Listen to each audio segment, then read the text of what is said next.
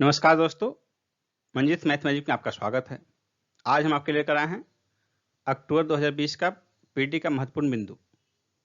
दोस्तों, सभी बिंदु जो है अक्टूबर 2020 का जो पीटी है उसके सभी महत्वपूर्ण बिंदु का सार संक्षेप में आपको बताया जाएगा, ताकि एग्जाम में जो भी क्वेश्चंस आपके पीटी से आ सकें वो इससे आ जाएं। कोई भी पॉइंट छूटेगा नहीं आपको, ये मेरा विश्वास है।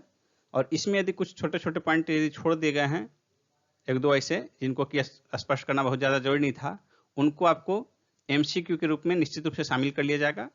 इसके एक दो दिन के अंदर ही एमसीक्यू का वीडियो भी आएगा, उसे भी जरूर देखिएगा। तो चलिए देखते हैं पहला पॉइंट अक्टूबर 2020 के पीटी का। पैतृक संपत्ति में बेटी को समान अधिकार।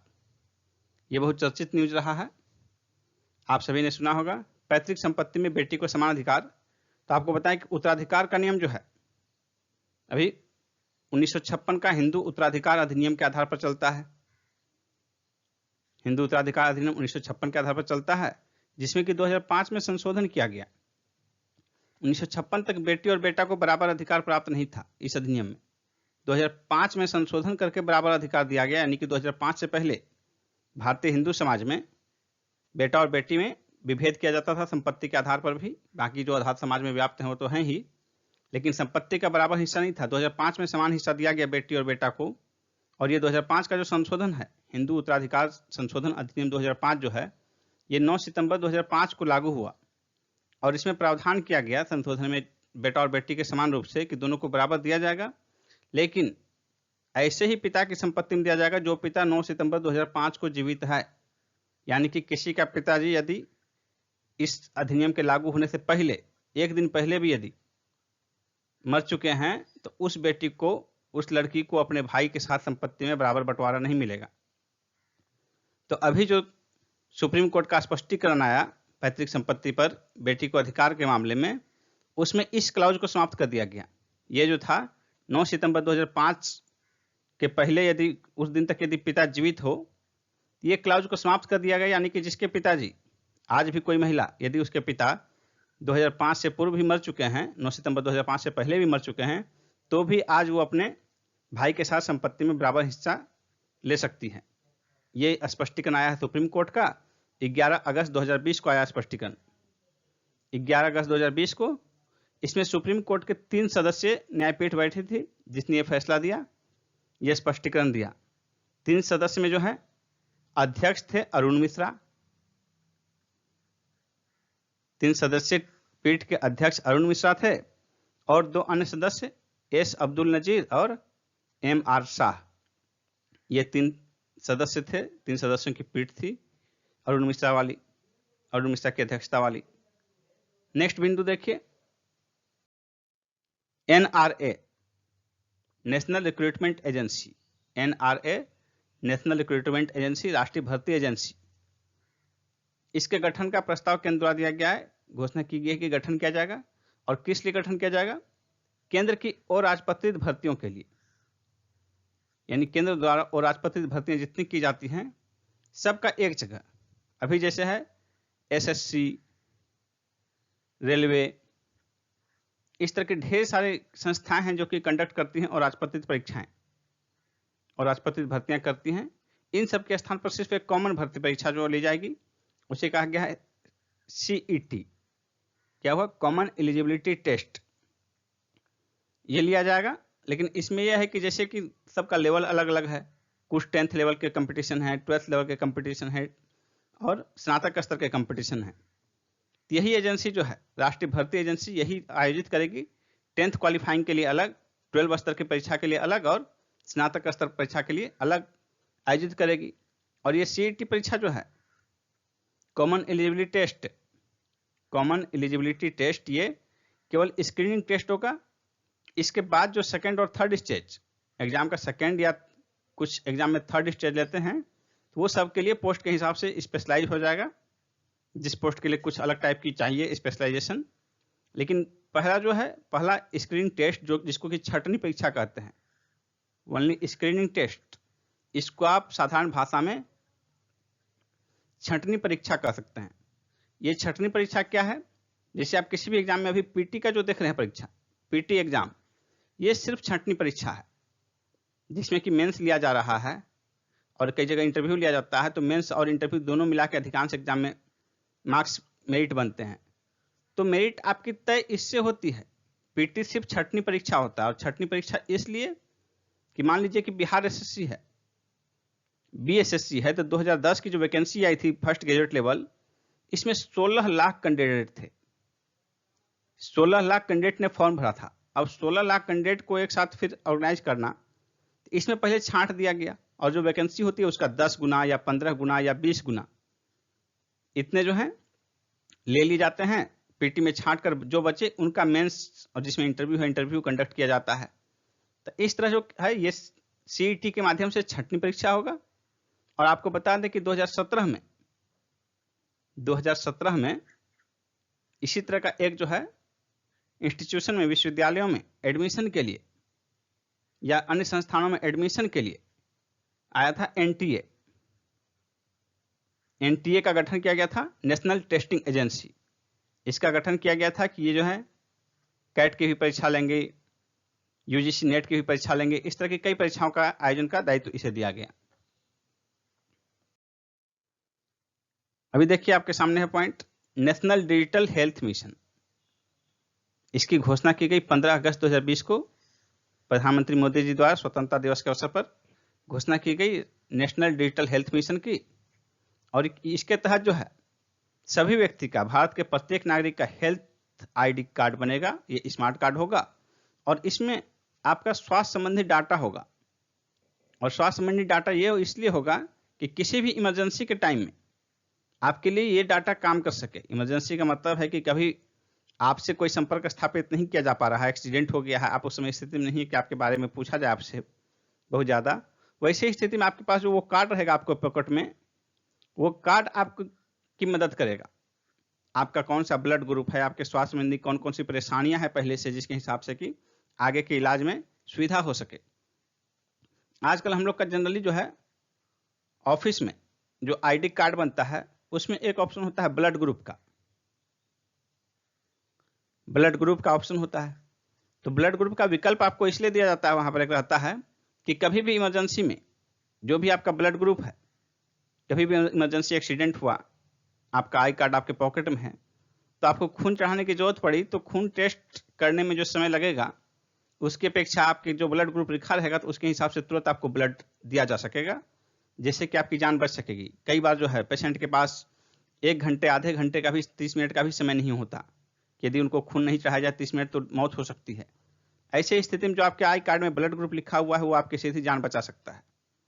और अब जो ये हेल्थ आईडी स्मार्ट कार्ड जारी किया जाएगा नेशनल डिजिटल हेल्थ मिशन के तहत, इसमें आपकी ढेर सारी जानकारियां और रहेंगी।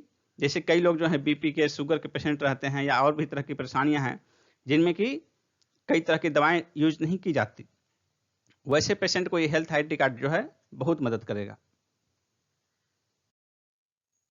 101 रक्षा उत्पादों के आयात पर प्रतिबंध लगाने का सरकार ने फैसला किया है, और यह प्रतिबंध क्रमिक होगा 2025 तक।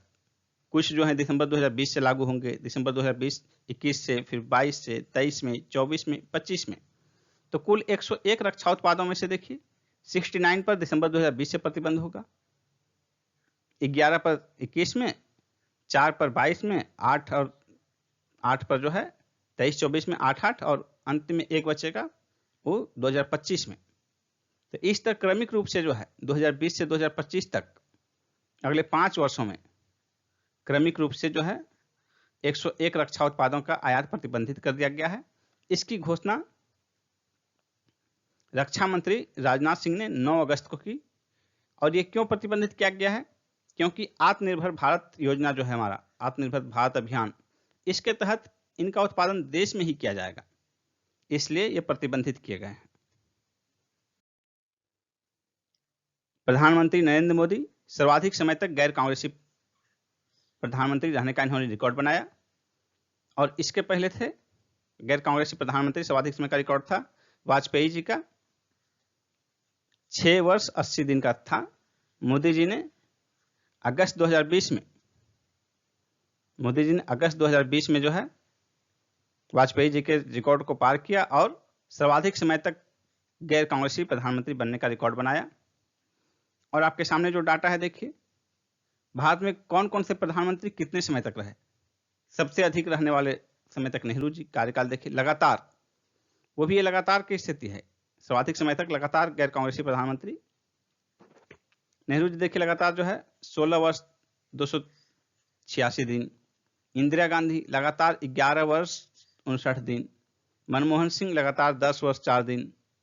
और मोदी ये तीनों कांग्रेस के ही प्रधानमंत्री रहे। मोदी जी ये चौथे हो गए, 26/5/2014 से लगातार अभी तक हैं, और आज तक उनका जो है 6 वर्ष 114 दिन का कार्यकाल हो गया। 5वें स्थान पर वाजपेयी जी चले गए। और देखिए दोस्तों, इसी में आपको एक और डाटा बताया जा रहा है कि 15 अगस्त के दिन 15 अगस्त के दिन लाल किले के प्राचीर से झंडा उत्तोलन किस प्रधानमंत्री ने कितनी बार किया है? सबसे अधिक, ये जो क्रम है, सबसे अधिक समय तक जो रहेगा वही उतनी अधिक बार फहराएगा। तो आपका सबसे अधिक बार फहराने का क्रम भी यही है। सबसे अधिक नेहरू जी 17 बार, दूसरे स्थान पर इंदिरा गांधी जी 16 बार, तीसरे स्थान पर मनमोहन सिंह जी 10 बार, चौथे स्थान पर प्रधानमंत्री मोदी जी वर्तमान में हैं, 7 बार हो गया इस बार, और वाजपेयी जी 5वें स्थान पर 6 बार। स्वच्छ सर्वेक्षण 2020, सब लोगों को पता होगा इसके बारे में, कुछ कुछ डाटा बीच बीच में पढ़ते रहेंगे। तो ये देखिए, आवास एवं शहरी मामलों के मंत्रालय द्वारा जारी किया जा रहा है 2015 से 2016 से, यानी ये 5वां रहा। 2016, 17, 18, 19, 20 ये 5वां वर्ष है, यानी कि 2016 से लगातार जारी किया जा रहा है। और इसका जो है पुरस्कार वितरण ऑनलाइन किया गया 20 अगस्त 2020 को। एक आभासी कार्यक्रम हुआ, अभी कोरोना के समय में तो आभासी कार्यक्रम ही संपन्न हो रहे हैं। उसका नाम दिया गया है स्वच्छ महोत्सव। और देखिए टॉप है इंदौर, सबसे स्वच्छ शहर, 10 लाख से अधिक आबादी वाले शहरों में सबसे स्वच्छ शहर। इसमें 10 लाख से अधिक आबादी वाले कुल 47 शहरों की काउंटिंग में ये किया गया स्वच्छता सर्वेक्षण। इसमें इंदौर, और खास बात यह है कि लगातार चौथे बार, 4th टाइम, 5 बार में, पहला बार तो दूसरा शहर था, लेकिन उसके बाद से लगातार 4 बार इंदौर टॉप पर आया है सबसे स्वच्छ शहर। दूसरे स्थान पर इस बार सूरत है, तीसरे स्थान पर नवी मुंबई, और जो 47 है कुल, तो 47वां स्थान पटना का है, बिहार की राजधानी पटना। ये तो 10 लाख से अधिक आबादी वाले नगरों का हो गया। 1 लाख से 10 लाख के बीच की आबादी वाले नगरों में देखिए क्या स्थिति है। सबसे अधिक स्वच्छ शहर अंबिकापुर, ये छत्तीसगढ़ में है। दूसरे स्थान पर मैसूर, तीसरे स्थान पर NDMC, new Delhi municipal corporation, new Delhi municipal corporation. और देखिए 1 से 10 लाख वाले 382 शहरों में स्वच्छता सर्वेक्षण किया गया। तो 382 जो अंतिम स्थान है इसमें 1 से 10 लाख वाले नगरों में, ये गया का है। गया, बिहार का गया। 10 लाख से अधिक वाले में बिहार का राजधानी पटना, और 1 से 10 लाख वाले नगरों में बिहार का ही गया सबसे अंतिम स्थान पर है। कंटेनमेंट बोर्ड्स में देखिए सबसे स्वच्छ कौन सा है? जालंधर कैंट, दूसरे स्थान पर दिल्ली कैंट, तीसरे स्थान पर मेरठ कैंट। अब देखिए राज्यों में 100 से अधिक शहरी स्थानीय निकाय वाले राज्य, ऐसे राज्य जिनमें कि 100 से अधिक शहरी स्थानीय निकाय हों, उनमें सबसे स्वच्छ राज्य छत्तीसगढ़, दूसरे स्थान पर महाराष्ट्र और तीसरे स्थान पर मध्य प्रदेश। अब देखिए ऐसे राज्य जिनमें 100 से कम, 100 माइनस, यानी 100 से कम शहरी स्थानीय निकाय हों, उनमें सबसे स्वच्छ झारखंड, दूसरे स्थान पर हरियाणा, तीसरे स्थान पर उत्तराखंड।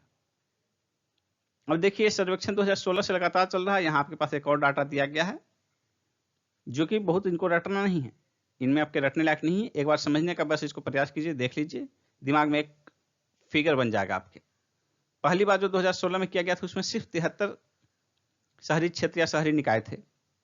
उसके बाद 2017 में अगले वर्ष देखिए 434 हुए, उसके अगले वर्ष देखिए 4203 हुए, यानी कि सिर्फ 2 साल में कितना रफ्तार पकड़ लिया।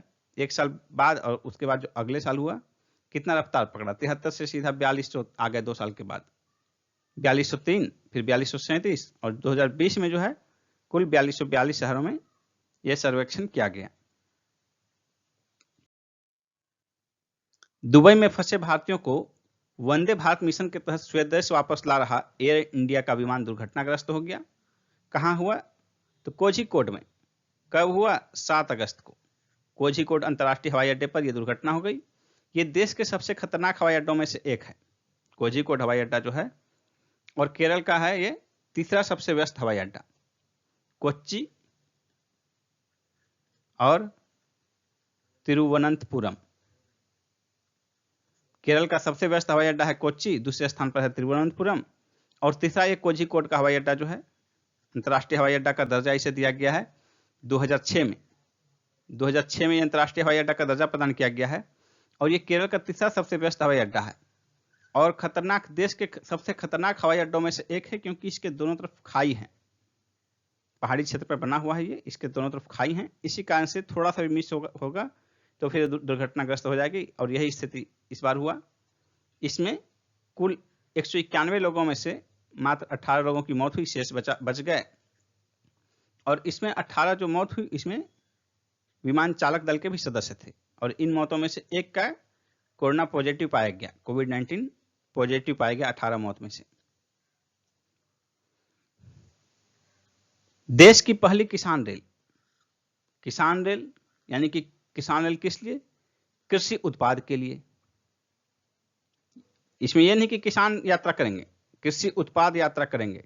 किसान के लिए महत्वपूर्ण किसान आदमी नहीं है, कृषि उत्पाद है। तो किसानों को जो है कृषि उत्पाद जो है बाजार तक सही समय पर नहीं पहुंच पाता, समय लगता है उसमें। और कुछ ऐसे उत्पाद हैं जो कि बहुत जल्दी खराब होते हैं, जैसे कि फल, कुछ फल जल्दी खराब होते हैं, सब्जियां और जल्दी खराब होती हैं, दूध उससे भी जल्दी खराब होते हैं। तो इन चीज़ों को दूर के बाजार तक जल्दी कम समय में पहुंचाने के लिए, और साथ ही चूंकि ये सारे ट्रेन के डब्बे एसी, इसके कारण पहुंचाने में भी सहूलियत, सारे ट्रेन के डब्बे एसी हैं, इससे पहुंचाने में भी सहूलियत हो रहा है। और जो 1 दिन 2 दिन या 10 घंटे 12 घंटे यात्रा करने में जो समय लगेगा, उस दौरान खराब भी नहीं होंगे, एसी होने के कारण फ्रिज की भांति काम करेगा। तो पहले किसान रेल जो है महाराष्ट्र के नासिक के देवलाली रेलवे स्टेशन से बिहार के पटना के पास है दानापुर रेलवे स्टेशन, यहां के लिए चली। पहली ट्रेन चली 7 अगस्त को, और दूसरी ट्रेन जो है देखिए उसके बाद बरौनी से टाटा नगर के लिए। ये तो महाराष्ट्र से जो चली तो ये प्याज और अंगूर वगैरह लेकर चली, और बरौनी से टाटा नगर के लिए जो चली तो ये दूध लेकर चली। और ये 14 अगस्त को किसान rail. Delhi Katra express way corridor, इसका भूमि अधिग्रहण का कार्य पूरा हो चुका है, पूरा हो गया है, और उम्मीद है कि 2023 तक इसका संपूर्ण कार्य पूर्ण हो जाएगा निर्माण का, और इसमें 35,000 करोड़ रुपए लागत अनुमानित है। ये कटरा जम्मू कश्मीर में है। दूसरा पॉइंट देखिए, समुद्र के अंदर ऑप्टिकल फाइबर केबल, ये बहुत ही महत्वपूर्ण हो जाता है क्वेश्चन। इस तरह देश में भारत में पहला बिछाया गया, कहां से? चेन्नई से पोर्ट ब्लेयर तक। अंडमान निकोबार द्वीप समूह जान रहे हैं, उसकी राजधानी है पोर्ट ब्लेयर, तो चेन्नई से पोर्ट ब्लेयर तक बिछाया गया, और पोर्ट ब्लेयर के अतिरिक्त वहां के अंडमान निकोबार द्वीप समूह के 6 अन्य द्वीपों को भी जोड़ा गया इससे। इसमें कुल लंबाई लगी 2300 किलोमीटर, 2300 किलोमीटर कुल लंबी ये ऑप्टिकल फाइबर केबल बिछाया गया, और इसका उद्घाटन प्रधानमंत्री मोदी जी द्वारा किया गया 10 अगस्त को। ये बहुत ही महत्वपूर्ण बिंदु हो जाता है आपके लिए।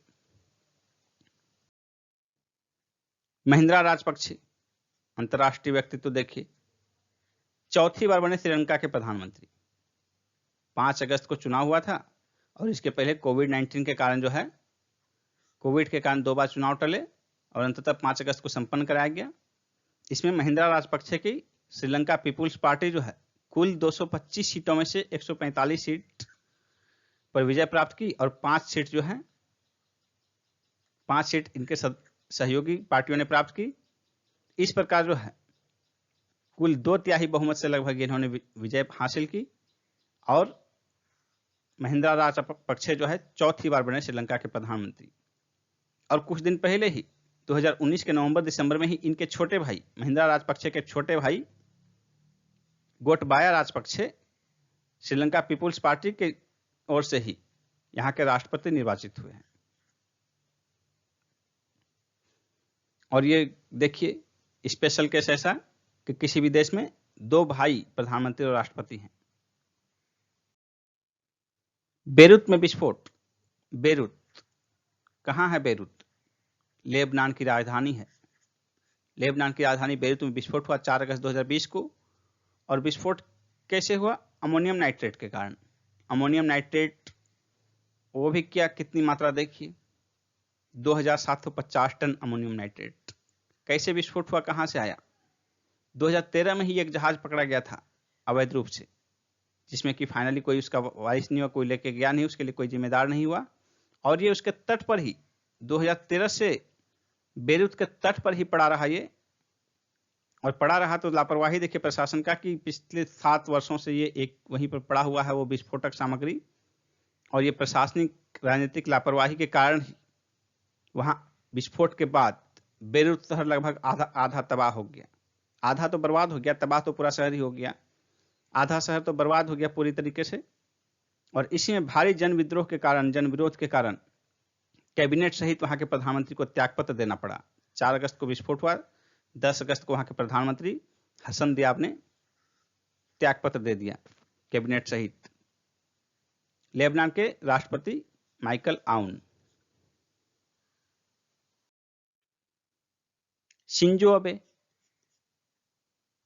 जापानी प्रधानमंत्री थे, 28 अगस्त को स्वास्थ्य कार्डों से त्यागपत्र दे दिया।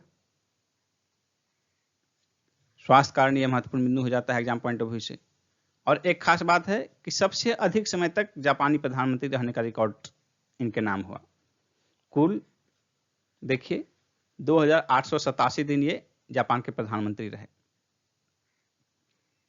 नेक्स्ट देखिए अलेक्जेंडर लुकाशेंको। अलेक्जेंडर लुकाशेंको ये बेलारूस के राष्ट्रपति बने हैं और 6ठी बार बने हैं। 1994 से लगातार ये बेलारूस के राष्ट्रपति रहे। 1991 में जब यूएसएसआर का विघटन हुआ तो उसी से एक देश निकला विकसित होकर बेलारूस, यानी कि बेलारूस का अस्तित्व यूएसएसआर से विघटन के बाद 1991 में आया। और पहली बार चुनाव के बाद 1994 में ही जो है ये राष्ट्रपति बने। और यानी कि उसमें से जो राष्ट्रपति बने तो हर बार यही जीतते रहे हैं। अंतर्राष्ट्रीय पर्यवेक्षकों का मानना है कि पहली बार चुनाव के बाद जो है आगे कभी भी बेलारूस में राष्ट्रपति का जो चुनाव है वो निष्पक्ष नहीं हुआ। और वहां देश में भी इस बात को लेकर लोग विरोध करते रहे हैं। Kamala Harris, PIO, person of Indian origin, यानी कि भारतीय मूल। पीआईओ भारतीय मूल की हो गई है। और उपराष्ट्रपति हेतु डेमोक्रेटिक उम्मीदवार बनाया गया है संयुक्त राज्य अमेरिका में। अमेरिका में जो नया चुनाव होगा, राष्ट्रपति चुनाव, उसके बाद उपराष्ट्रपति, तो जो राष्ट्रपति पद के लिए अभी दूसरी पार्टी विपक्ष के उम्मीदवार हैं जो बिडेन, उन्होंने, उनकी पार्टी ने, डेमोक्रेटिक पार्टी जो है, डेमोक्रेटिक पार्टी के राष्ट्रपति पद के उम्मीदवार हैं जो बिडेन, इन्होंने उपराष्ट्रपति हेतु भारतीय मूल की कमला हैरिस को अपना उम्मीदवार बनाया है। और ये जो भारतीय मूल की हैं तो इनकी मां भारतीय हैं और पिता इनका जो है अफ्रीकी मूल के हैं, जमैका के हैं। Pritam Singh, PIO, person of Indian origin, भारतीय मूल के व्यक्ति हैं ये। और सिंगापुर में विपक्ष के आधिकारिक नेता बनाए गए हैं ये। इनकी पार्टी का नाम है वर्कर्स पार्टी। अभी हाल में ही संपन्न चुनाव में कुल 93 सीटों में 10 सीट प्राप्त हुआ इनकी पार्टी को। और सिंगापुर में पहली बार हुआ है कि किसी को विपक्ष के नेता का आधिकारिक दर्जा प्रदान किया गया है। और यह दर्जा प्रदान किया गया है भारतीय मूल के प्रीतम सिंह को। नेक्स्ट पॉइंट देखिए, विश्व के सबसे भीषण परमाणु विस्फोट का वीडियो जारी किया है। किसने किया है? रूस ने। यानी कि विश्व का सबसे भीषण परमाणु विस्फोट अब तक का किसने किया है? रूस ने किया है। 30 अक्टूबर 1961 को किया था। उसमें वो तत्कालीन सोवियत संघ था। उसका वीडियो जारी किया गया है 20 अगस्त को। 20 अगस्त को जारी किया गया। और इस वीडियो के बारे में जो कहा जाता है, इस बम की क्षमता के बारे में, कि हिरोशिमा में जो विस्फोट किया गया था, बम गिराया गया था अमेरिका द्वारा, उसकी अपेक्षा 3333 गुना बड़ा ये ज्यादा भीषण था। सोच सकते हैं कितना भयंकर ये बम था, जिसका विस्फोट कि आज से बहुत साल पहले, देख लीजिए 59 ईयर्स पहले, आज से 59 साल पहले यूएसएसआर द्वारा किया गया था। और ये इतना विशाल था, इतना भीषण ये बम था कि इसे किंग ऑफ बॉम्ब्स कहा गया। Tsar Bomba, king of bombs. UAE Israel ऐतिहासिक समझौता, संयुक्त अरब अमीरात और इजराइल के बीच ऐतिहासिक समझौता हुआ। इस पर अगस्त में सहमति बनी समझौता के लिए। अभी औपचारिक रूप प्रदान नहीं किया गया है, लेकिन कई प्रक्रियाएं आगे बढ़ चुकी हैं, जैसे कि आना जाना जो है, फ्लाइट भी आए गए। और इसके पहले देखिए 72 वर्ष की दुश्मनी थी, और ये जो है मध्यस्थता में हुआ, वाशिंगटन के यानी कि अमेरिकी मध्यस्थता में हुआ। वाशिंगटन का मतलब अमेरिका मध्यस्थता में हुआ, और अमेरिका की मध्यस्थता का मतलब अमेरिकी राष्ट्रपति जो है ट्रंप, इनकी मध्यस्थता में हुआ। और इसी मध्यस्थता के कारण ट्रंप को जो है नोबेल शांति पुरस्कार 2021 के लिए नामित किया गया है। इजराइल से समझौता करने की पहल करने वाला संयुक्त अरब अमीरात पहला खाड़ी देश है और तीसरा अरब देश है। तीसरा अरब देश का मतलब इसके पहले 2 और अरब देश से समझौता हुआ है इजराइल का। वो अरब देश है मिस्र और जॉर्डन। मिस्र के साथ समझौता हुआ 1979 में और जॉर्डन के साथ 1994 में, 1994 में। और इस समझौते के लिए जो है 13 अगस्त को संयुक्त वक्तव्य जारी किया गया। और इसके बाद जो है फिलिस्तीन ने इसे धोखा करार दिया है। फिलिस्तीन ने संयुक्त अरब अमीरात के इस पहल को धोखा करार दिया है, और इसके प्रतिक्रिया स्वरूप उसने संयुक्त अरब अमीरात से अपना राजदूत वापस बुला लिया है। और देखिए जो समझौते की पहल की जा रही है, तो इसमें सबसे महत्वपूर्ण कदम देखिए क्या हुआ। 31 अगस्त को पहली वाणिज्यिक उड़ान भरी गई दोनों देश के बीच। तो कहां से कहां तक? इजराइल की राजधानी तेल अवीव से संयुक्त अरब अमीरात के अबू धाबी के बीच ये उड़ान भरी गई, जिसमें कई गण्यमान्य व्यक्ति इस उड़ान में हिस्सा लिए, यानी कि यात्रा की उन्होंने। कावकाज 2020 ये क्या है? मेगा सैन्य अभ्यास रूस की मेजबानी में आयोजित है ये। इसके आयोजन की तिथि क्या है? 15 से 17 सितंबर 2020 के बीच इसका आयोजन तिथि है। और इसमें कुल 18 देशों ने हिस्सा लिया। भारत ने हिस्सा लेने से इनकार कर दिया। जो औपचारिक रूप से इस संबंध में कहा गया, तो वो तो कहा गया कि कोविड-19 के कारण भारत ने हिस्सा लेने से इनकार कर दिया। लेकिन मीडिया के अनुसार जो है ये माना जा रहा है कि उसमें चूंकि पाकिस्तान और चीन भी हैं, मेनली चीन के कारण, जो भी चीन के साथ जो है भारत की जो विरोध की स्थिति चल रही है, उसके कारण भारत ने इसमें हिस्सा लेने से इनकार कर दिया। और देखिए जो है सैन्य अभ्यास, इसका उद्देश्य क्या है? अंतर्राष्ट्रीय आतंकवाद के विरुद्ध टकराव के लिए प्रशिक्षण। नेक्स्ट पॉइंट देखिए हमारा, मॉरिशस में पर्यावरणीय आपातकाल। मॉरिशस में पर्यावरणीय आपातकाल, इसके दक्षिण पूर्वी तट पर हिंद महासागर में तेल रिसाव हुआ। और ये तेल रिसाव एक तेल टैंकर से हुआ, विशाल तेल टैंकर। ये टैंकर जो है 25 जुलाई को ही चट्टान में फंस गया था, इसके कारण निकल नहीं पाया। और 6 अगस्त को इसमें दरार पड़ गई, जिससे कि तेल रिसाव होने लगा, और हजारों टन तेल रिसाव के कारण जो है यहाँ पर्यावरणीय आपातकाल घोषित किया गया। ये जो तेल टैंकर था, उस तेल टैंकर का नाम है एमवी वाकासियो। एमवी वाकासियो इस तेल टैंकर का नाम है, जो कि तेल रिसाव जिससे हुआ। कोविड-19 के दौरान भारत के कृषिगत निर्यातों में वृद्धि। कोविड-19 के दौरान जहां एक तरफ सारी अर्थव्यवस्था मंदी की दौर से गुजर रहा है, भारत का भी जो है ग्रोथ रेट बहुत नीचे चला गया है। प्रमुख विकसित देशों में भारत का ग्रोथ रेट सबसे कम, सबसे नकारात्मक जो है महत्वपूर्ण विकसित देशों में, महत्वपूर्ण जो आर्थिक व्यवस्थाएं हैं विश्व की, उसमें भारत का ग्रोथ रेट सबसे कम है। तो लेकिन देखिए कृषिगत निर्यात में वृद्धि हुई। 18 अगस्त 2020 को रिपोर्ट जारी किया गया, जिसमें बताया गया है मार्च से जून के बीच जो है, मार्च से जून के बीच 2019 में जहां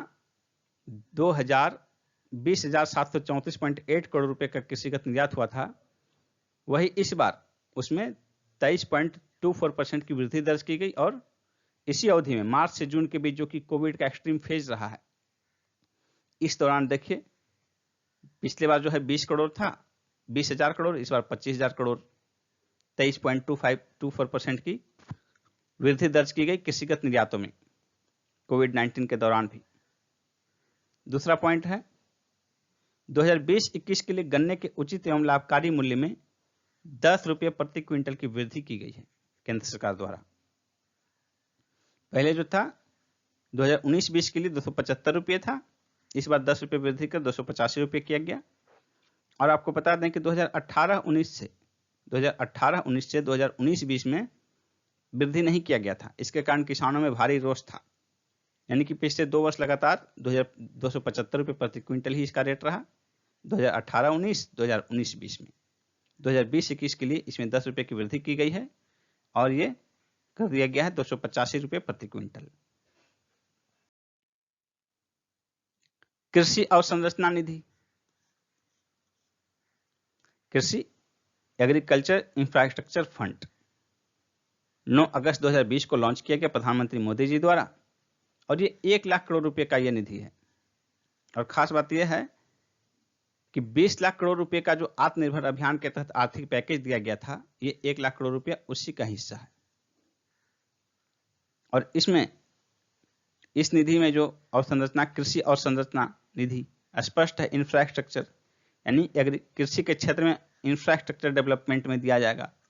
यानी कि जो है आप फसल लगा रहे हैं उसके लिए नहीं, फसल के लिए जो आप ट्रैक्टर खरीद रहे हैं इसके लिए दिया जाएगा। फसल के लिए से संबंधित आप मशीन खरीद रहे हैं, जो भारी मशीन है उसके लिए दिया जाएगा। या कृषि में कोई जो है अपने खेतों में कोई गुणात्मक सुधार कर रहे हैं जिसमें कि भारी खर्च आएगा, वो हुआ इंफ्रास्ट्रक्चर, तो उसके लिए। और इसमें ब्याज में 3% की छूट है। नेक्स्ट पॉइंट देखिए, 2019-20 के लिए केंद्र सरकार को आरबीआई द्वारा 57,128 करोड़ रुपए का लाभांश हस्तांतरित किया गया, जो कि पिछली बार की अपेक्षा बहुत कम है। पिछली बार 2018-19 में किया गया था 1,23,414 करोड़ रुपए, जिसकी अपेक्षा आधा से भी कम है। ये पीएम किसान योजना की छठी किस्त जारी की गई 9 अगस्त 2020 को। इसके तहत 8.5 करोड़ 8.5 करोड़ 8.5 करोड़ यानी 8 करोड़ 50 लाख किसानों के खाते में 17,000 करोड़ रुपए जमा किया गया, यानी कि प्रत्येक किसान 2,000 रुपये। और आपको बता दें कि पिछले वर्ष प्रारंभ हुआ पीएम किसान योजना, इसमें जो है प्रति वर्ष किसानों को 6,000 रुपये दिया जाएगा और वो 6,000 जो है 3 किस्तों में 2,000 रुपये के 3 किस्तों में दिया जाएगा। यही छठी किस्त यानी दूसरे वर्ष की अंतिम किस्त जो है जारी की गई। इसमें 8.5 करोड़ किसान लाभान्वित हैं, उन्हें उनके अकाउंट में 17,000 करोड़ रुपये छठी किस्त में जारी किया गया। फॉर्चून 500 कंपनियां, फॉर्चून 500 कंपनियों की सूची जारी किया है, जिसमें सबसे अधिक चीन की कंपनियां हैं 124, दूसरे स्थान पर अमेरिका की हैं 121। इस तरह देखिए विभिन्न देशों की कितनी कंपनियां हैं 500 में। साउथ कोरिया स्विट्जरलैंड के 14 हैं, कनाडा नीदरलैंड के 13 हैं। भारत की कुल 7 कंपनियां हैं। भारत की 7 कंपनियों में से देखिए कौन कौन सी कंपनी है। भारत की जो 7 कंपनियां हैं उसमें देखिए पहले स्थान पर रिलायंस है, जिसका कि रैंकिंग इस बार 96 है, पिछली बार 106 था। इंडियन ऑयल दूसरे स्थान पर भारतीय कंपनी में, जिसका रैंकिंग ओवरऑल 151 है, पिछली बार 117 था। इसी तरह देखिए 7 कंपनियों की सूची यहाँ है। और जो विश्व में 500 कंपनियां हैं उसमें पहले स्थान पर देखिए वॉलमार्ट है, अमेरिकी कंपनी। दूसरे स्थान पर सिनेपेक ग्रुप चीन की, स्टेट ग्रिड चीन की तीसरे स्थान पर। तो ये टॉप 4 कंपनियां हैं विश्व की।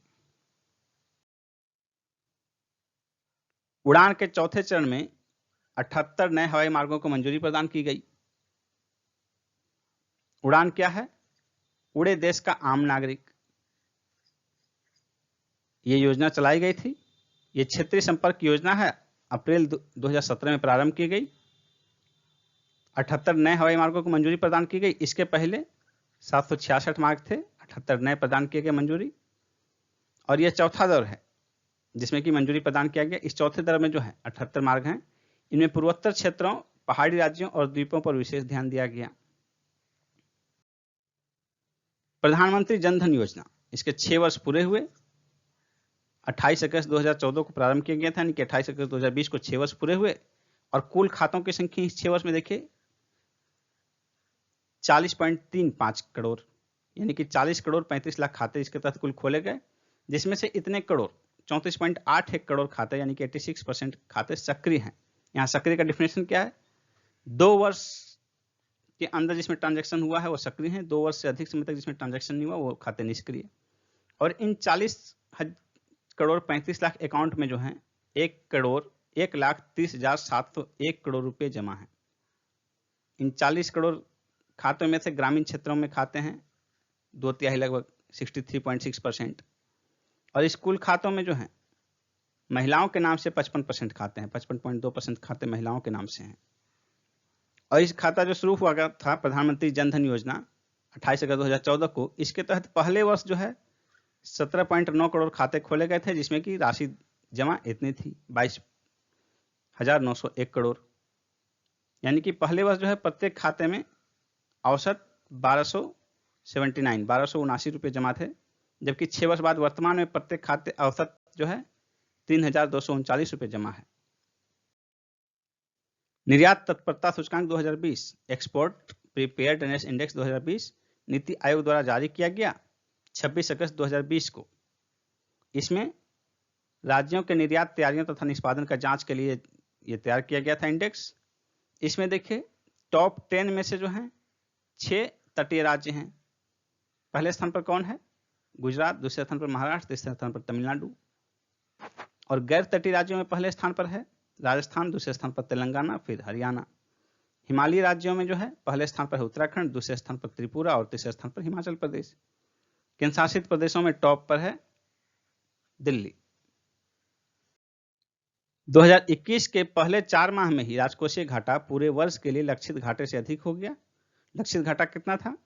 1 अप्रैल 2020 से 31 मार्च 2021 तक 7,96,337 करोड़ रुपए का अनुमान था, जो कि सिर्फ अभी तक पहले 4 महीने में ही 7,96,000 की अपेक्षा 8,21,000 करोड़ रुपए हो गया। यानी कि 100% से भी ज्यादा, 103% लगभग। जबकि इसी में पिछली बार 2019 में जो लक्ष्य था उसका पहले 4 महीने में मात्र 77.8% था, जबकि इस बार 100% से ज्यादा है। 2020-21 की पहली तिमाही में भारत का जीडीपी ग्रोथ रेट 23.9% नकारात्मक रहा। ये डाउनफॉल एरो है माइनस। केवल कृषि क्षेत्र में ही जो है ग्रॉस वैल्यू एडिशन सकल मूल्य संवर्धन 3.4% वृद्धि दर्ज किया। बाकी पूरा अर्थव्यवस्था जो है नकारात्मक चल रहा है और विश्व की अधिकांश अर्थव्यवस्थाएं नकारात्मक चल रही है। प्रमुख बड़े अर्थव्यवस्थाओं में भारत का जो है ग्रोथ रेट सबसे कम है, यानी कि जो नकारात्मक वृद्धि है भारत में सबसे अधिक है। सबसे डाउनफॉल प्रमुख अर्थव्यवस्था में भारत का चल रहा है और चीन इकलौता प्रमुख देश है। विश्व के प्रमुख अर्थव्यवस्थाओं में इकलौता चीन ऐसा देश है जिसमें कि अर्थव्यवस्था में वृद्धि है और वृद्धि का दर है 3.2%। देखिए G7 के देश हैं, उनमें सबसे अधिक जो नकारात्मक वृद्धि है ऋणात्मक, ये ऋणात्मक वृद्धि का सूचक है जो डाटा है ऋणात्मक वृद्धि का। तो ब्रिटेन की अर्थव्यवस्था 20.4%, 20.4% नकारात्मक वृद्धि। और 7 जो है तो सबसे कम नकारात्मक वृद्धि जापान का है 7.6%। यानी कि सबसे खराब प्रदर्शन जो है G7 अर्थव्यवस्था में ब्रिटेन का है और सबसे कम खराब प्रदर्शन जो है जापान का है। वंदे भारत रेलगाड़ियों के कोच निर्माण हेतु आमंत्रित टेंडर रद्द कर दिए गए। 6 कंपनी ने आवेदन दिए थे, जिसमें एकमात्र विदेशी कंपनी थी चीन की। ये रद्द कर दिए गए। क्यों रद्द किए गए? क्योंकि अब नए सिरे से टेंडर आमंत्रित होंगे मेक इन इंडिया पहल के तहत। नेक्स्ट पॉइंट देखिए, कलर टीवी के आयात पर प्रतिबंध लगा दिया गया 30 जुलाई 2020 को। और कारण क्या है? कारण है कि इसमें सर्वाधिक जो है आयात कलर टीवी का चीन से होता था, इसीलिए इस पर प्रतिबंध लगा दिया गया। चीनी उत्पादों के आयात पर निर्भरता कम करने के उद्देश्य से। रोरो, रोल ऑन रोल ऑफ, इसका शॉर्ट फॉर्म है रोरो। यह एक ऐसी परिवहन प्रणाली है जिसके तहत कार, ट्रक आदि वाहनों का परिवहन रेल या पोत आदि के द्वारा किया जाता है। और ऐसी पहली रेलगाड़ी 30 अगस्त 2020 को बंगलुरु के नीलमंगला से सोलापुर के बेल स्टेशन इनके बीच चली। यानी कि पहली रोरो ट्रेन जो है वो बंगलुरु से चली। आपको यदि रहे तो बंगलुरु। सत्यपाल मलिक कभी बिहार के राज्यपाल रहे थे। इन्हें जो है नवंबर 2019 में गोवा के राज्यपाल नियुक्त किए गए थे। इन्हें वहां से हटाकर मेघालय का राज्यपाल नियुक्त किया गया है वर्तमान में। और गोवा के राज्यपाल जो थे, इनके स्थान पर महाराष्ट्र के राज्यपाल भगत सिंह कोश्यारी को प्रभार दिया गया गोवा का।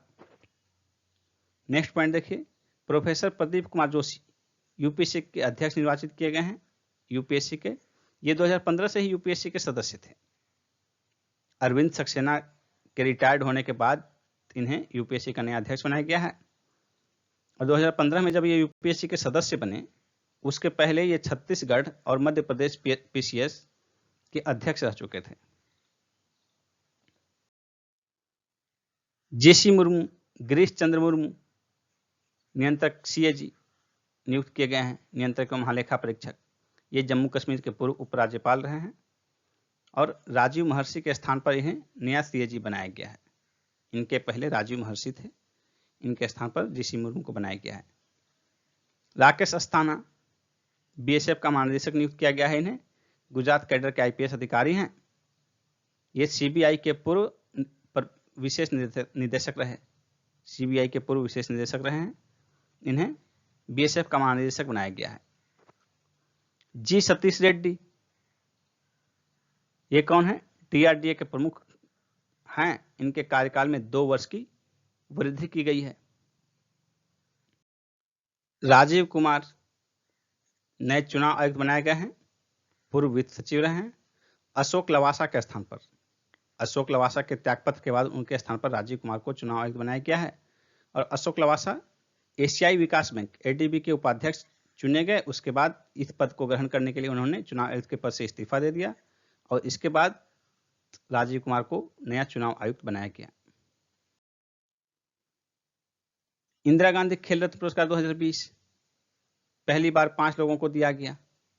देखिए 5 लोग हैं। रोहित शर्मा क्रिकेट से, सभी खिलाड़ी, उनका ये किस क्षेत्र से हैं, किस खेल से हैं। इनमें ये 3 महिलाएं हैं, मनिका बत्रा, विनेश फोगट और रानी रामपाल। द्रोणाचार्य पुरस्कार 2020 जो है ये कुल 13 लोगों को दिया गया। लाइफ टाइम के क्षेत्र में 5 लोगों को और नियमित रूप से, लाइफ टाइम के लिए 8 लोगों को और नियमित रूप से 5 लोगों को। अर्जुन पुरस्कार 2020 जो है ये 27 लोगों को दिया गया, जिसमें 8 महिलाएं थी। ध्यानचंद पुरस्कार 2020 ये 15 खिलाड़ियों को दिया गया। खेल में जीवन पर्यंत उपलब्धि के लिए दिया जाता है ये। मौलाना अबुल कलाम आजाद ट्रॉफी 2019-20 ये अंतर विश्वविद्यालय टूर्नामेंट है। ये किसने जीता? पंजाब यूनिवर्सिटी चंडीगढ़ ने जीता। प्रेम भाटिया पुरस्कार 2020 सर्वश्रेष्ठ पॉलिटिकल रिपोर्टिंग के लिए जो है दीपांकर घोष को प्रदान किया गया। इंडियन एक्सप्रेस के ये संपादक हैं। और एनवायरमेंटल रिपोर्टिंग के लिए जो है people archive of rural India पर ही इसकी टीम को दिया गया। पंडित जसराज ये शास्त्रीय गायक रहे हैं। 17 अगस्त को इनका निधन हो गया अमेरिका के न्यू जर्सी में। इनका जन्म हरियाणा के हिसार में हुआ था। 2075 में पद्मश्री, 2090 में पद्म भूषण और 2000 ईस्वी में पद्म विभूषण से सम्मानित किया गया। और इनसे संबंधित एक खास तथ्य यह है, इंटरनेशनल एस्ट्रोनॉमिकल यूनियन ने 2006 में खोजे गए एक क्षुद्र ग्रह का नामकरण पंडित जसराज के नाम पर किया है। चेतन चौहान पूर्व क्रिकेटर, 16 अगस्त को इनका निधन हो गया। कोरोना संक्रमित भी थे ये। राहत इंदौरी, इनका 11 अगस्त को निधन हो गया। ये प्रसिद्ध उर्दू शायर रहे हैं। बुक्स देखिए, one arranged murder Chetan Bhagat ने लिखा है। द एनार्की विलियम डेलरिम्पल ने लिखा है। A history of India's covert operations Yatish Yadav. Girl woman other ये लिखा है बर्नेंडिन इवारिस्टो ने। नेक्स्ट पुस्तक देखिए, quest for restoring financial stability in India, Viral Acharya की रचना है। नेक्स्ट देखिए, overdraft saving the Indian saver, Urjit Patel की रचना है। कुछ दिवस देखिए, प्रमुख दिवस और सप्ताह। 1 से 7 अगस्त जो है ये विश्व स्तनपान सप्ताह मनाया गया। 2 अगस्त को मैत्री दिवस मनाया गया 2020 को। ये अगस्त का पहला रविवार को मनाया जाता है, मित्रता दिन या मैत्री दिवस। तो इस बार जो है अगस्त का पहला रविवार 2 अगस्त को पड़ा, इसलिए 2 अगस्त को मनाया गया। यानी इसका डेट फिक्स नहीं है, दिन फिक्स है। 7 अगस्त को राष्ट्रीय हस्तकरघा दिवस, 9 अगस्त विश्व आदिवासी दिवस, 10 अगस्त विश्व जैव ईंधन दिवस, 20 अगस्त को ही राष्ट्रीय कृमि मुक्ति दिवस भी मनाया गया। और राष्ट्रीय कृमि मुक्ति दिवस वर्ष में 2 दिन मनाया जाता है, 10 फरवरी और 10 अगस्त को। 12 अगस्त को अंतर्राष्ट्रीय युवा दिवस, 15 अगस्त जो हमारा स्वतंत्रता दिवस है, इसी दिन इस बार विश्व मधुमक्खी दिवस मनाया गया, क्योंकि विश्व मधुमक्खी दिवस अगस्त के तीसरे शनिवार को मनाया जाता है और इस अगस्त में तीसरा शनिवार 15 अगस्त के दिन पड़ा। 15 अगस्त को ही बांग्लादेश में राष्ट्रीय शोक दिवस भी मनाया जाता है। तो बांग्लादेश राष्ट्रीय शोक दिवस 15 अगस्त को क्यों मनाता है? क्योंकि 15 अगस्त 1975 को उसके राष्ट्रपति शेख मुजीबुर रहमान की हत्या कर दी गई थी। अर्थ ओवरशूट डे 2020 22 अगस्त को ये मनाया गया, जबकि पिछली बार 19 जुलाई को मनाया गया था। अर्थ ओवरशूट डे क्या है? ये एक ऐसी कल्पना है कि प्रकृति प्रदत्त जो हमारे पास संसाधन है, उन संसाधनों को हम किस दिन तक, यानी कि मान लीजिए संसाधनों को हम विभाजित किए कि एक वर्ष में प्रकृति हमें कितना संसाधन प्रदान कर रही है इस वर्ष 2020 के लिए, यानी कि कितना संसाधन हम यूज करेंगे कि प्रकृति इसको कॉप अप कर लेगी, रिकवर कर लेगी हर एक वर्ष। तो जो एक वर्ष में प्रकृति प्रदत्त हमें संसाधन मिले हैं, उसको हम उस साल में कब समाप्त कर रहे हैं, कितने दिन तक में यूज कर ले रहे हैं। तो 2020 तक के लिए जो 2020 ईस्वी के लिए जो प्राकृतिक संसाधन थे हमारे पास, उसको हमने 22 अगस्त को ही समाप्त कर दिया। अब 22 अगस्त के बाद जो आगे हम यूज कर रहे हैं 31 दिसंबर 2020 तक यूज करेंगे, वो प्रकृति का दोहन हो रहा है। और यही पिछले बार 2019 में जो है 29 जुलाई को ही समाप्त हो गया था प्राकृतिक संसाधन एक वर्ष का। इस वर्ष जो बढ़ा है ये 22 अगस्त तक गया है, यानी कि 24 दिन इसमें जो वृद्धि हुई है, ये सिर्फ लॉकडाउन का असर है। क्योंकि लॉकडाउन में जो है अधिकांश यातायात बंद हैं, उद्योग बंद हैं, तो जो प्रकृति के समक्ष मानव निर्मित जो यंत्र थे वो धुआं उगलते थे, वो बंद है, जिसके कारण प्राकृतिक संसाधन टिकाऊ हो रहे हैं। यही है अर्थ ओवरशूट डे। 19 अगस्त को देखिए विश्व फोटोग्राफी दिवस मनाया जाता है। 29 अगस्त को राष्ट्रीय खेल दिवस मनाया जाता है, मेजर ध्यानचंद का बर्थडे के अवसर पर। इजराइल में एक शहर में खुदाई के दौरान 1100 वर्ष पुराने सोने के सिक्के मिले हैं। नेक्स्ट पॉइंट देखिए, पीएम केयर्स फंड से बिहार में 2 कोविड अस्पताल की स्थापना की जा रही है। पहला जो है 24 अगस्त को प्रारंभ कर दिया गया है, बिहटा में कर्मचारी राज्य बीमा अस्पताल, इसमें कोविड-19 अस्पताल। केंद्रीय गृह राज्य मंत्री श्री नित्यानंद राय द्वारा इसका उद्घाटन किया गया 24 अगस्त को। और दूसरा जो है मुजफ्फरपुर में बन रहा है 500 बेड वाला अस्पताल। धन्वंतरी रथ, ये क्या है धन्वंतरी रथ? दिल्ली पुलिस के आवासीय कॉलोनियों में आयुर्वेद स्वास्थ्य सेवाओं से संबंधित मोबाइल इकाई। आयरलैंड के विरुद्ध ओडीआई यानी कि वनडे क्रिकेट श्रृंखला इंग्लैंड ने 2-1 से जीती। इंग्लैंड में आयोजित हुआ, इंग्लैंड की मेजबान ने 2-1 से जीता, और ये बिना दर्शक के आयोजित किया गया, बिना दर्शकों के, कोविड-19 के कारण, जुलाई अगस्त में। दूसरा देखिए, इंग्लैंड पाकिस्तान के बीच टेस्ट श्रृंखला, 3 टेस्ट का श्रृंखला था, इंग्लैंड 1 जीता, बाकी 2 ड्रॉ रहे, तो श्रृंखला 1-0 से जीत गया इंग्लैंड। इसी के साथ इंग्लैंड और पाकिस्तान के बीच 3 2020 का भी श्रृंखला हुआ, तो पहला मैच जो है रद्द हो गया और बाकी दोनों 1-1 जीते। इयान मॉर्गन इंग्लैंड टीम के कप्तान के रूप में वनडे क्रिकेट में सर्वाधिक छक्के लगाने का रिकॉर्ड इन्होंने बनाया 4 अगस्त को साउथहैम्पटन में आयरलैंड के विरोध में। और ये रिकॉर्ड बनाया तो इसके पहले धोनी का रिकॉर्ड था 411 छक्के का, महेंद्र सिंह धोनी का 411 छक्के का रिकॉर्ड था कप्तान के रूप में। ये इस मैच में 4 अगस्त को जो है आयरलैंड के विरुद्ध जो मैच खेला उसमें खेलने के बाद इनका कुल छक्का 212 हो गया। अंतर्राष्ट्रीय क्रिकेट में सर्वाधिक छक्के देखिए किसने लगाए हैं, कुल वनडे, टेस्ट, T20 सब मिलाकर क्रिस गेल पहले स्थान पर हैं। रिकॉर्ड इनका है क्रिस गेल का 534 छक्के 462 मैच में। दूसरे स्थान पर शाहिद अफरीदी 476 छक्के। तीसरे स्थान पर रोहित शर्मा है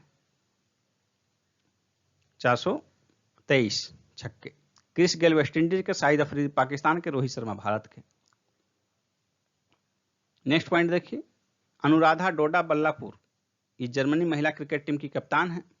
T20 मैच में 4 गेंद पर 4 विकेट लिया इन्होंने 14 अगस्त को ऑस्ट्रिया के विरोध में 4 गेंद पर 4 विकेट लिया, और ऐसा करने वाली पहली महिला क्रिकेटर हैं। अब तक वैसे तो T20 में महिलाओं में 19 हैट्रिक लग चुकी है, ये 19वां हैट्रिक था महिला T20 क्रिकेट में, लेकिन हैट्रिक तो 3 विकेट का होता है, लेकिन लगातार 4 गेंद पर 4 विकेट लेना ये महिला T20 क्रिकेट में ये पहली घटना थी। ड्रीम 11 अब IPL 13 का 2020 में जो हो रहा है उसका टाइटल प्रायोजक है। इसके पहले वीवो था, चीनी कंपनी, उसको हटा दिया गया। और ड्रीम 11 क्या है? भारत की fantasy sports platform company. IPL 13 जो है 2020 में ये आयोजन की थी 19 सितंबर से 10 नवंबर 2020 के बीच संयुक्त अरब अमीरात में, और इसके पहले भी एक बार संयुक्त अरब अमीरात में IPL हुआ है। 2014 में लोकसभा चुनाव के कारण IPL के कई मैच संयुक्त अरब अमीरात में कराए गए थे। जैक्स कैलिस, जहीर अब्बास और लिसा स्टेलकर, इन्हें ICC हॉल ऑफ फेम में शामिल किया गया है, और इनके सहित अब तक कुल 93 लोगों को शामिल किया जा चुका है। जैक्स कैलिस साउथ अफ्रीका के हैं, जहीर अब्बास पाकिस्तान के हैं, और लिजा स्टेलकर जो हैं ये ऑस्ट्रेलिया महिला क्रिकेट टीम की पूर्व कप्तान है। 23 अगस्त को एक आभासी कार्यक्रम में इन्हें इस सम्मान से सम्मानित किया गया, और जो अब तक टोटल 93 लोग शामिल किए गए हैं ICC हॉल ऑफ फेम में, इसमें 9 महिलाएं हैं। और सबसे अधिक देखिए, इंग्लैंड के 28, ऑस्ट्रेलिया के कितने हैं? 27, वेस्ट इंडीज के 18, इंडिया और पाकिस्तान के 6। तो इंडिया के 6 कौन हैं? इंडिया के 6 हैं बिशन सिंह बेदी, कपिल देव, सुनील गावस्कर, ये 2009 में शामिल किए गए। 2009 से ही ICC हॉल ऑफ फेम में शामिल करने की घटना शुरू हुई, और उसके बाद अनिल कुंबले को शामिल किया गया 2015 में, राहुल द्रविड़ 2018 में शामिल किए गए, और सचिन तेंदुलकर 2019 में शामिल किए गए। अंतर्राष्ट्रीय क्रिकेट से महेंद्र सिंह धोनी और सुरेश रैना ने संन्यास लिया अगस्त में। हालांकि ये दोनों IPL खेलते रहेंगे। एशियाई मुक्केबाजी चैंपियनशिप 2020 जो है, जो कि नवंबर-दिसंबर 2020 में भारत में होना था, स्थगित हो गया, अब 2021 में होगा। दक्षिण एशियाई खेल 2019 के पाकिस्तान के पदक छीने, पाकिस्तान ने जो पदक जीते थे उसमें पदक छीनने गए कुछ पदक। कारण क्या है? 3 खिलाड़ी डोप पॉजिटिव पाए गए, डोप टेस्ट में पॉजिटिव पाए गए, इसलिए उनका पदक छीना गया। उन्होंने जो पदक प्राप्त किया था 3 खिलाड़ी ने, 2 स्वर्ण और 1 कांस्य, वो छीन लिए गए। और इस 2 स्वर्ण में जो है, जो दूसरे स्थान पर रहा वो उसको स्वर्ण मिला, तो इसमें 1 स्वर्ण का भारत को फायदा हुआ। इससे भारत के खाते में जो 1 स्वर्ण पदक गया, इससे भारत के स्वर्ण पदक की संख्या 175 से बढ़कर 176 हो गई। दोस्तों, यदि यह वीडियो आपको पसंद आया हो तो इसे लाइक करें और अधिक से अधिक शेयर करें। जल्द ही हम आपके लिए इसका MCQ लेकर आएंगे। 100 क्वेश्चन या 120 क्वेश्चन हो सकते हैं, जितना बन सकता है मैक्सिमम हम बनाने का प्रयास करेंगे कि आपको एग्जाम में कुछ भी नहीं छूटे। और दोस्तों, यदि आप हमारे चैनल पर नए हैं और अब तक आपने चैनल को सब्सक्राइब नहीं किया है तो सब्सक्राइब कर लें, ताकि नेक्स्ट वीडियोज़ की सूचना आप तक पहुंच सके। साथ ही आप किसी क्षेत्र की तैयारी कर रहे हो, कंपटीशन की, जनरल कंपटीशन की तैयारी कर रहे हो, आप सभी को दोस्तों हमारे पास जो वीडियोज़ हैं आप देखिए। सभी सेगमेंट के history, geography, polity, economy, science, इन सारे सेगमेंट्स के करंट अफेयर्स के 3000 प्लस क्वेश्चंस का एक वीडियो दिया गया है आपको। अक्टूबर 2020 से सितंबर 2020 तक के PD का, ये अक्टूबर का PD आया है अभी, तो सितंबर तक के PD और PD के साथ साथ अन्य सप्लीमेंट्री, क्रॉनिकल, घटना चक्र या अन्य न्यूज़पेपर, जहां से भी संकलन हो सकता है, सबका संकलन पिछले 1 वर्ष के 3000 क्वेश्चंस का संकलन है। आपको यदि हाल में कोई एग्जाम देना है तो इस वीडियो को जरूर देखिए। हमारा उम्मीद है कि आपको कहीं और इतना ज़्यादा क्वेश्चन एक साथ नहीं मिलेगा 1 साल का, और साथ ही इससे बाहर जाने की उम्मीद नहीं है। यदि कोई क्वेश्चन इससे बाहर जाता है, 20 में से यदि 2 क्वेश्चन 3 क्वेश्चन यदि आपके बाहर जाते हैं, तो फिर उन क्वेश्चंस को कवर करना फिर एक सामान्य लोग के लिए नहीं संभव होगा। इसलिए ये 3000 क्वेश्चन मेरा मानना है कि सफिशिएंट होंगे, आप उन्हें जरूर देखिए। हम जल्दी ही अक्टूबर के पीडी का एमसीक्यू लेकर आएंगे, उसे देखना नहीं भूलिएगा। धन्यवाद।